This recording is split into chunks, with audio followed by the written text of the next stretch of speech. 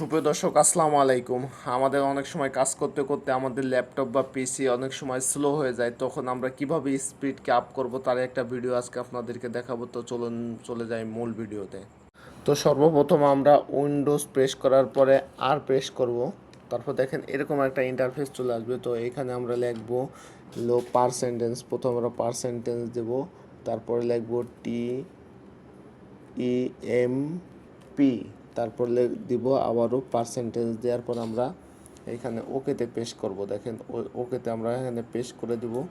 Paste করে দেওয়ার পরে দেখেন এরকম একটা আসবে, তখন আমরা এখানে কন্ট্রোল দেওয়ার পরে অল দেওয়ার পরে আমরা সিলেক্ট করে দেওয়ার পর কন্ট্রোল এ দিয়ে অল দেওয়ার পরে আসলে এখানে যে ডিলিট অপশনটা আছে, আমরা এই ডিলিট অপশনটাই সিলেক্ট করে দিব। তারপরে আমরা দেখেন এইখানে দিয়ে দিব, আমরা স্ক্রিপ্টে চাপ দিয়ে দিব। স্ক্রিপ্টে চাপ দিয়ে দেওয়ার পর দেখেন এরকম একটা ইন্টারফেস আমাদের মাঝে আসবে।